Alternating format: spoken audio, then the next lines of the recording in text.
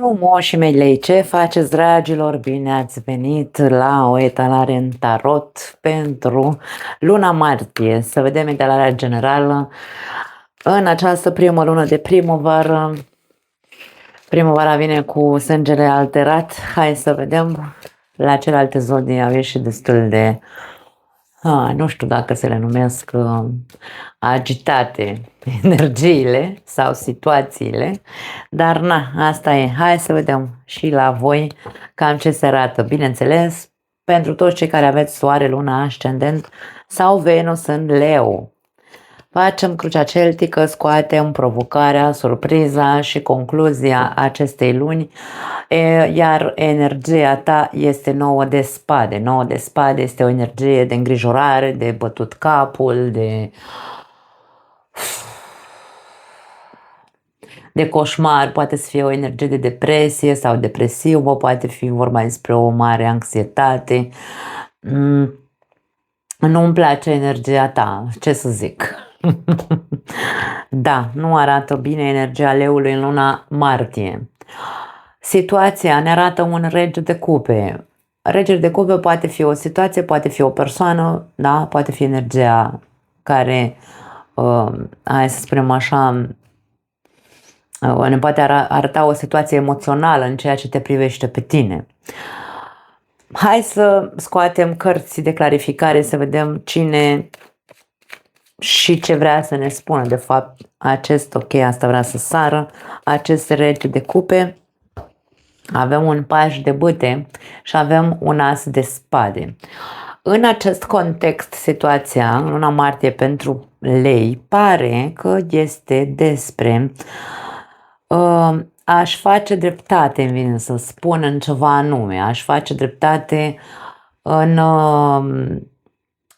din punct de vedere emoțional. O situație pe care pe el îl agită, dar aici agitația nu este emoțională, ci pare că este mentală, însă anxietatea noastră ne provoacă stări emoționale ciudate pe care, de ce nu, încercăm să le rezolvăm făcându-ne într-un fel sau altul dreptate sau spunând niște adevăruri sau niște acțiuni din astea, hai să le numim, către a rezolva. Vedem că situația în luna martie are legătură cu rezolvarea cu acțiuni, a acționa pentru a rezolva niște lucruri care țin de ori de o relație, ori de niște sentimente, ori de niște simțiri, da? Niște emoții pe care tu le ai. Acțiunea nu este una, hai să o numim, calculată. Atenție, aici acțiunea este din inimă și este din instinct, pur instinct aici, da. Hai să vedem, interesant pe unde se duce această etalare. În mintea ta avem rege de bâte. Regele de bâte, ca stare mentală, să zicem așa, este stare de acțiune. 4 de bâte, multe bâte aici, este o stare de foc, să zicem, da? O gândire din nou pe acțiune și pe rezolvare. Ceva care are legătură cu, hai să zicem, din nou aici vedem corectitudine, rezolvare, corectitudine, adevăr, sinceritate, nasul de spade, 6 de monede este reciprocitate și corectitudine din nou. Dar această acțiune la care tu te gândești are legătură cu o certă armonie sau cu o certă stabilitate. E ca și cum vei încerca în luna martie să rezolvi o situație pe care pe tine probabil te macină la nivel mental, care îți produce anxietate și stări emoționale agitate. Însă, hai să numim, obiectivul acestor acțiuni este pentru a se așeza pacea, liniștea și corectitudinea și să existe acea discuție, conversație Nu pașnică neapărat atenție, nici certăreață, nu văd certăreți pe aici, văd pur și simplu acțiunea este instinctivă să faci, să rezolvi acel lucru care te îngrijorează și îți dă bătăi de cap și te agită pentru a așeza și echilibra. Pentru unii trebuie poate să fie o relație, pentru alții dintre voi ceva, un loc sigur, o situație care vrei să devină consistentă sau să devină așa solidă într-un fel sau altul, să se rezolve anumite lucruri. Cum 6 de monede vorbește despre acest aspect al reciprocității, poate că ai deținut o conversație cu cineva din familie, atenție, pentru că 4 de bâte este cartea familiei, da? Cu cineva din familie despre lucruri care nu au fost corecte, despre lucruri sau situații în care n-a existat reciprocitate. Cam asta este, cumva sunt niște conversații, mie vine să spun conversații sănătoase, însă care ție încă îți provoacă anumite stări de anxietate. Da? Cert este că acțiunile tale au ca bază sau ca obiectiv această reechilibrare, da? Și rezolvare. În subconștient avem Marele Preot. Din nou cartea familiei, din nou cartea tradiției, avem 8-ul de cupe și diavolul, wow! Acum, în subconștientul tău pare că o perioadă ai fost captiv. În ce sens? Captiv pentru că diavolul vine cu lanțuri, înlănțuit sau încorsetat sau nu știu, habar n-am, într-un soi de detașare. Ori tu ai fost absent în ultima perioadă în această relație, că e de familie, că e de parteneriat sau mă rog, de relație, da? Pentru că aici avem această conotație de Marele Preot, insist, familie, da? Deci ori aici, în ultima perioadă, ai fost detașat într-un mod în care ai stat doar tu cu tine, cu emoțiile tale, cu tot ceea ce părea că era stricat sau toxic în tine și ai stat departe de familie, nu ai mai vorbit cu cei de lângă tine, cu cei dragi sau nu știu, nu ai încercat să duci niciun fel de conversație pentru că tu nu te simțeai confortabil cu tine, tu nu te simțeai bine cu tine. Pentru alții dintre voi, această distanță emoțională poate să aibă de văzut cu anumite, atenție, pentru că poate fi o iluzie,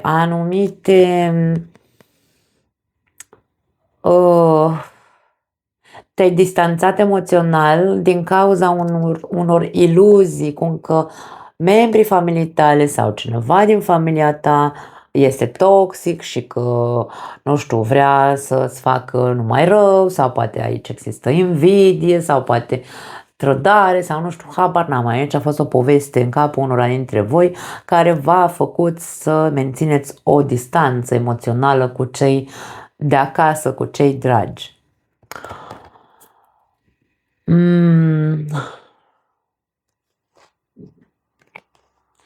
Pe de altă parte, pentru alții dintre voi în subconștientul vostru, ce poate să se fie instalat în ultima perioadă, sunt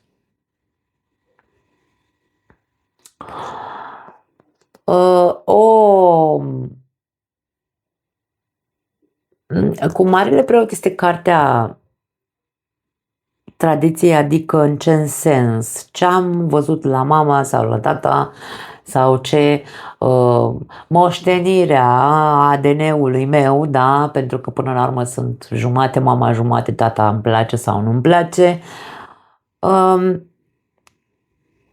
Toate acele tipare de comportament învechite sau concepții limitante sau, mă rog, limitative, nu știu cum se numesc exact în românește, gramatical vorbind, m-au intoxicat și nu m-am dat seama că s-a instalat de fapt un soi de înlănțuire sau nu știu dacă înlănțuire neapărat, e un soi de îngenunchiere, îmi vine să spun. De ce? Pentru că de foarte multe ori ne mințim singuri spunându-ne o poveste inconștient, da? Că aici vorbim despre inconștient, despre subconștient. M-am comportat ca mama sau ca tata sau nu văd, pentru că este inconștient, nu văd că am preluat un comportament toxic aici. Avem Marele Preot, pare că este comportamentul toxic vine de la unul dintre de la partea masculină, mă refer, că este tata, că este bunicul, că e un frate, că e, da, un unchi, habar n-am, nu contează. Rădăcina familiară este mult mai extinsă, nu este doar mama și tata și punct. Da? Sau am văzut doar negru, ori comportamentul meu a fost toxic și nu am avut o perioadă destul de îngenunchiată în ceea ce mă privește, da? Pentru că toți s-au îndepărtat de mine și nu-mi dau seama, poate nu mi-am dat seama nici acum că eu am fost la toxic în ultima perioadă.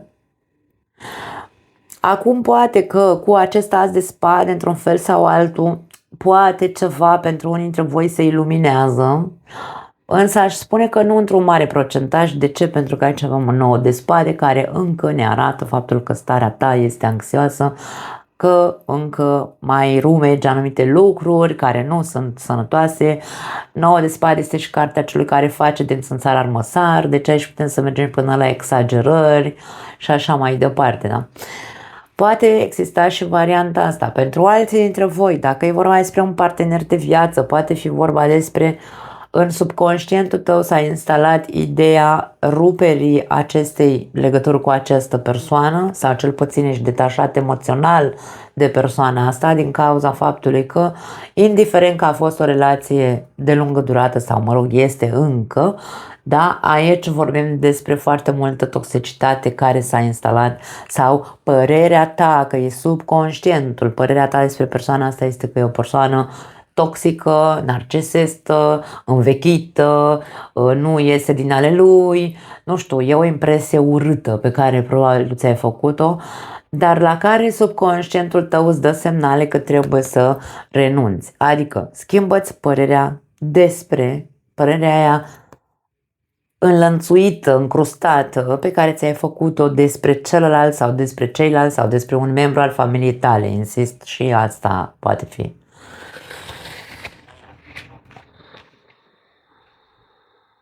Dezleagă-te de tot ceea ce te ține în această stare anxioasă și în această stare de continuă exagerare, poate fi. În trecut, 8 de cupe, ia uite-l cum se repetă. Deci aici distanța pare că este foarte... distanțarea emoțională pare că este foarte... este de ceva vreme, nu e de acum, da? 7 de cupe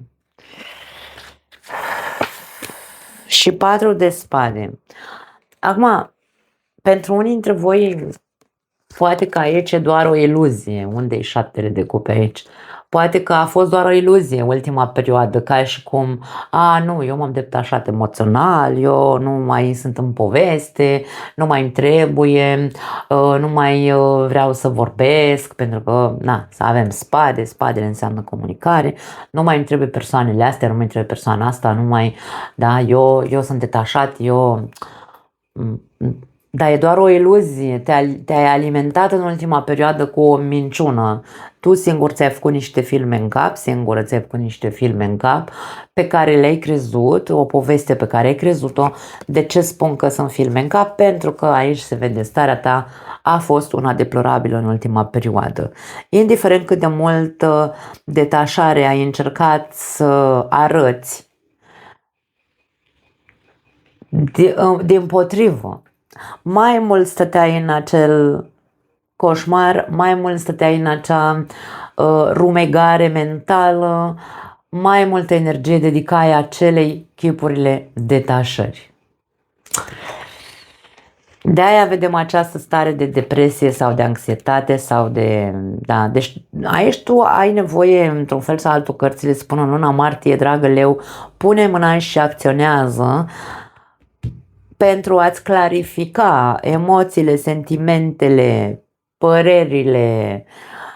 Tu clarifică-te, tu puneți ordine în gânduri, tu puneți ordine în acțiuni. Ce fel de acțiuni, ce fel de conversații vrei să ai cu persoanele apropiate, dacă nu există echilibru mental, dacă există păreri înrădăcinate, dacă există, hai să zicem, acele sentimente de toată lumea este toxică sau această persoană e toxică sau, da? Nu vom vedea niciun avans în viața noastră dacă nu ne clarificăm noi. Pentru că una este să fiu detașat cu adevărat și alta e să mă prefac că sunt detașat de situație, de poveste, de persoană și așa mai departe. Da? Clarifică-te tu întâi, înainte de a ține acele conversații despre care vorbeam la început. Da? Tu ai nevoie să te repui pe picioare, să te reechilibrezi, ca să știi, să fii, hai să zicem așa, când ajungem la echilibru, știm să fim corecți cu adevărat.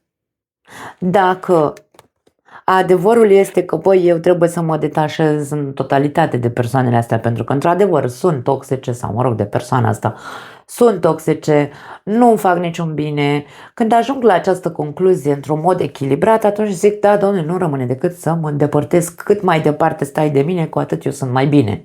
Atunci, da. Însă, până atunci, sunt doar impresii și sunt doar iluzii. Da. Dacă ai de rezolvat o situație, nu încerca să o rezolvi într-un mod impulsiv, îmi vine să zic, ci întâi pune mâna și stai tu de vorbă cu tine și puneți tu ordine în gânduri, echilibrează-ți mintea și apoi, da, apoi treci la acțiune ca să rezolvi ce ai de rezolvat cu persoanele astea sau persoana asta. În viitor avem cavaleri de cupe, ok, acțiune. Într-un fel sau altul se vede că vei acționa. Acțiunea trebuie să fie una, hai să o numim maleabilă. Aici un cavaler de cupe, ăsta vine cu, nu neapărat cupa păcii, că nu vine cu cerere de iertare sau cu, nu neapărat, vine, poate să vină, bineînțeles, să-și ceară scuzele de rigoare. Băi, și eu am greșit, că până la urmă aici vorbim despre reciprocitate și corectitudine. Și eu am greșit, și eu am exagerat, și eu am fost toxic, și eu am, nu știu, le-am avut și eu păsăricile mele, cum zic eu, da? Ideea este să acționăm într-un mod pașnic, într-un mod în care să fim deschiși din punct de vedere emoțional, să știm să vorbim calm, să nu stăm să aruncăm, să trântim, să bufnim, pentru că nu ne servește la nimic să facem agitație. Avem un as de bâte, ne arată un nou început pentru unii dintre voi. Avem 2 ași deja și avem, wow, foarte frumos, pentru că aici ne arată un soi de lecție învățată.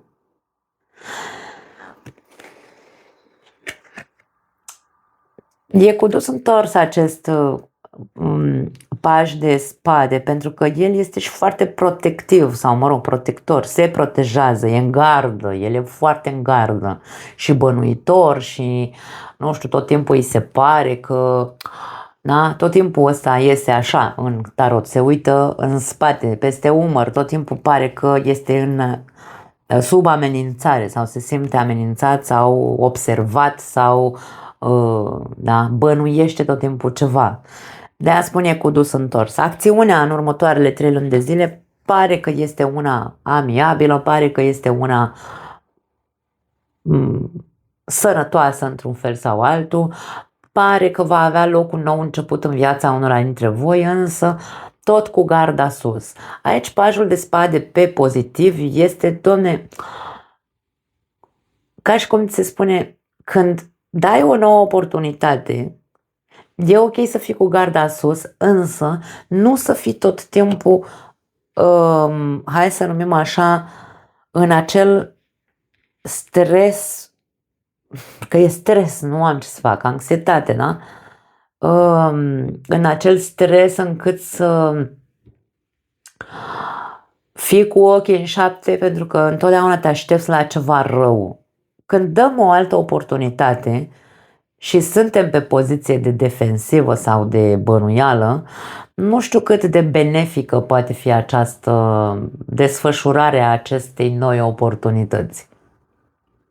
Încercați să faceți pace cu voi într-un fel sau altul. Dacă ceea ce căutați este stabilitate, corectitudine și așa mai departe și hotărâți să mai dați o șansă sau voi să fiți cei care, de ce nu, își cere iertare în cazul în care voi sunteți cei care ați dat cu băta în baltă, că toți greșim, fi cel care caută această nouă oportunitate, însă fi și, hai să spunem așa, mi-am învățat lecția, pentru că dacă aici, ăsta e pozitivul din pajul de spade, învăț o lecție. Ce lecție învăț? Aceasta care m-a tot făcut să fiu anxios până în ziua de astăzi. Ori că este vorba despre acea iluzie, păcăleală pe care mi-am făcut-o singur, în care am trăit singur în ultima perioadă, domne, mi-am învățat lecția, nu mai stau să cad în această, da, nu mai repet același scenariu. Dacă tot vreau o nouă oportunitate să o luăm așa din nou de la 0, 2 ani și avem un nou început aici, hai să fie cu sufletul deschis și cu Doamne ajută, vedem ce ne aduce acest nou început. Dar nu să stăm în gardă. Dacă ne va spune cineva ceva în următoarea perioadă, să intru în defensivă, pentru că ăsta se apără, da? Provocarea. 5 de bâte. Ești provocat să... Mie vine să spun, ești provocat să nu mai ții pe ta, dragă leu. 5 de bâte este o carte a celui care intră în conflicte tâmpite, pentru că o ține pe a lui într-un context anume. 5 de bâte este tot un soi de carte de protecție și de apărare, dar aici este, pentru mine, acele certuri tâmpite sunt certurile din ego. Adică, nu știu, eu îți zic alb și tu crezi că, nu știu, ți-am zis, ai înțeles altceva. Aici vorbim aceeași limbă, dar nu ne înțelegem între noi. Poate fi din cauza ego-ului, fiecare o ținem pe a noastră, da? Ne simțim atacați. Eu îți spun ceva și tu simți că am zis acel ceva cu un anume motiv și intri și tu în luptă sau intri și tu în pe protecție, pentru că asta face ego-ul nostru și ne dăm cap în cap aici și nu ne înțelegem între noi, neam. Cam asta este, provocarea este, nu mai ține pe ta nici tu, nici nu provoca aici, hai să zicem, pentru că încercăm să avem dreptate fiecare dintre noi, de-aia spun că e lupta ego-urilor. Cu 5 de bâte încercăm să avem dreptate. Când fiecare dintre noi învățăm, da? Învățăm să lăsăm, nu să lăsăm de la noi. Băi, hai că dacă tot avem o conversație, hai să avem o conversație sănătoasă, nu o conversație tâmpită în care eu zic alb, tu zici negru și o lălăim așa până la adânci bătrâneți. Provocarea pe acolo vine, dragii mei. Uite, ceartă. Deci aici, nu, aici e, încă există, ok, asta vrea să se întoarcă, 7 de monede. Încă există pentru unii dintre voi Este foarte superficială, îmi vine să spun. Superficială acest nou început. Nu pare că este un nou început în siguranță, pentru că din start începem cu... Poate că acțiunea este cu bună intenție și cu inimă deschisă, dar atitudinea este una de gardă și de n-am învățat nimic din trecut. Da? Repet din nou același scenariu. Pentru că provocarea vine sau vor veni provocări, dacă vrei, care să te atâțe, ca să vadă dacă, domne, acest nou început, în acest nou început ești dispus să faci pace cu adevărat, ești dispus să lași de la tine, ești dispus să ajungi la un consens cu celălalt cu care vei avea anumite, hai să le numim așa, nu știu,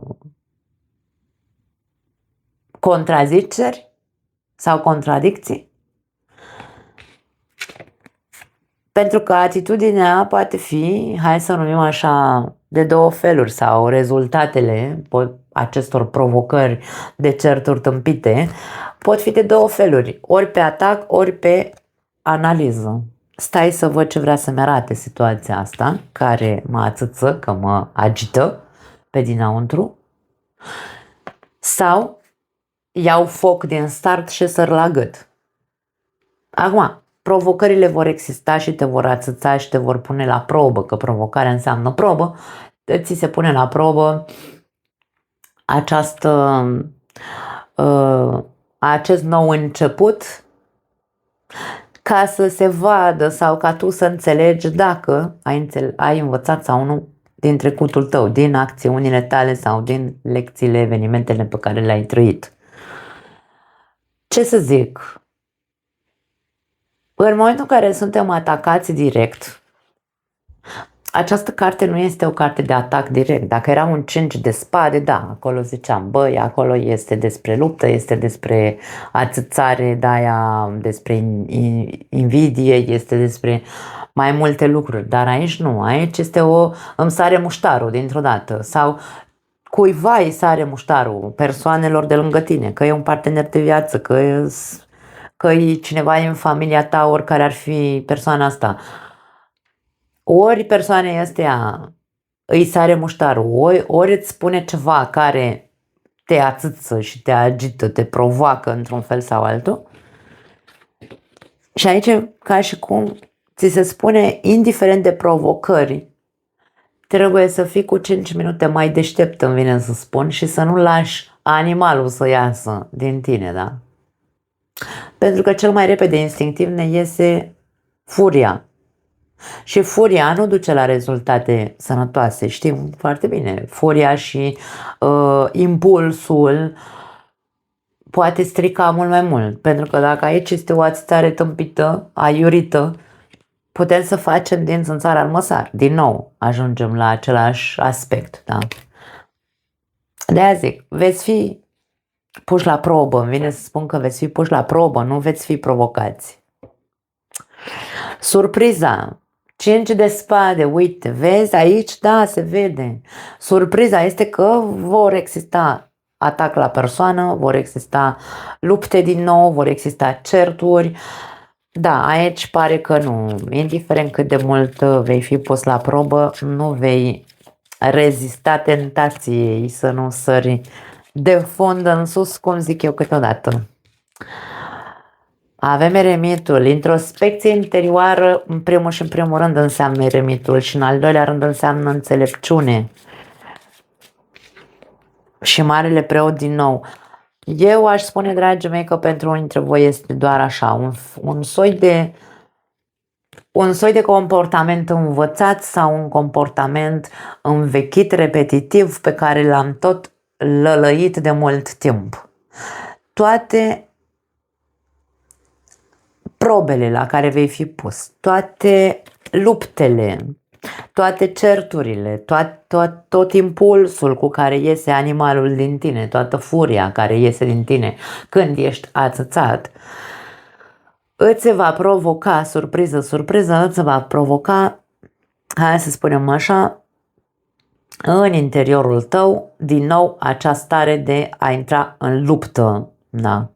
Este un soi de instinct de protecție. Zodiile de foc, în general, așa facem, acționăm sau sărim la gât foarte repede. Dar aici are de văzut cu un comportament, din nou insist pe partea masculină, avem numai masculin sau poate este partea ta masculină dezechilibrată. Atenție, poate fi și asta.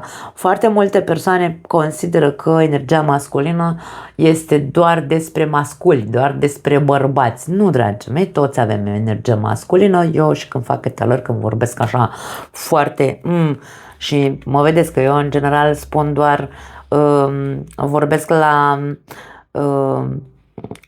la masculin, da? Ca și cum spun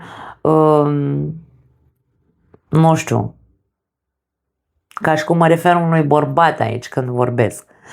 Energia masculină din noi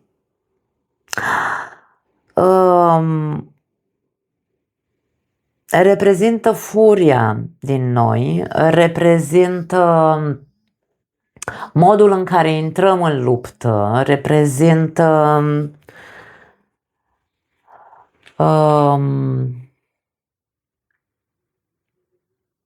nevoia noastră de a domina, nevoia noastră de a câștiga sau de a avea câștig de cauză. Știm foarte bine că masculinul se referă la a obține, să zicem așa, sau a-și atinge un obiectiv. Energia feminină nu se comportă așa. Energia feminină este acea energie compasivă, calmă. Nu înseamnă că nu are nervi, da? Că nu avem nervi când suntem în energie feminină, însă energia feminină nu se comportă ca un animal sălbatic care sare la gât. Nu, energia masculină se comportă așa. Și de-aia spun că pare că este aici despre a-ți arăta că probabil îți dă pe din afară energia masculină și ar trebui, și insist, nu știu de ce aici pare că este un comportament preluat inconștient, fără să-ți dai seama, ai aceleași ieșiri emoționale când ataci sau același comportament ca un mascul din viața ta. Insist, că a fost tatăl, bunicul, fratele mai mare, unchiul, nici nu contează. Caută un bărbat din viața ta cu care tu să vezi dacă ai în comun aceste comportamente, aceste ieșiri, acest sărit la gât.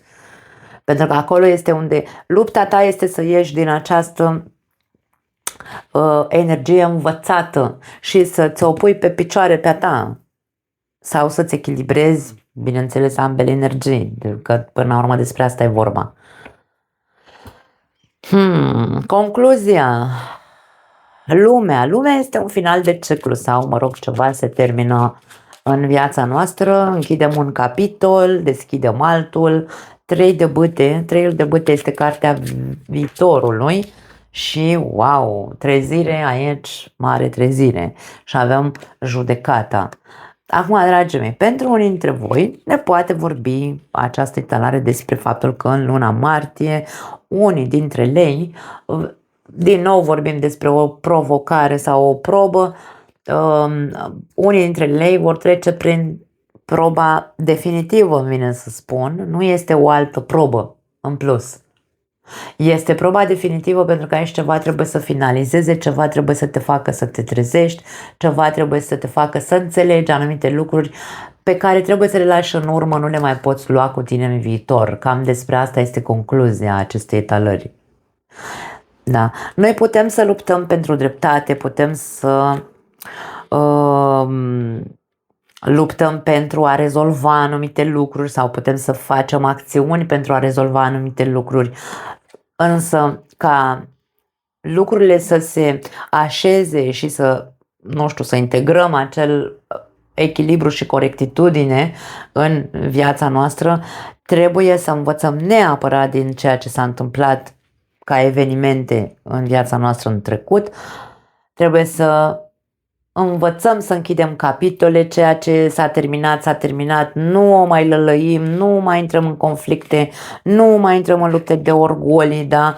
Nu ne mai comportăm ca mama și ca tata sau ca cine a fost masculul în familia noastră, nu mai avem de ce să luptăm pentru aiureli. Dacă, sau să intrăm în lupte aiurite, dacă ceea ce ne dorim este un nou început, să fie un nou început cu lecțiile învățate și atât, și tot ceea ce a fost, viitorul trebuie să fie altfel. Trebuie să ne... Da, e o carte de trezire, judecata. Trebuie să ne trezim odată din morți și să ne renovăm căpățâna ca să putem să trăim un viitor mai luminos aici. Nu pot să spun altceva. Foarte tare talarea voastră, foarte personală, adică personală mă refer foarte... s-a axat pe această linie și a mers până la sfârșit cu această linie destul de concretă, aș spune. Nu mai am altceva, dragii mei. Da, vă pupăcesc, ne vedem data viitoare. Ciao!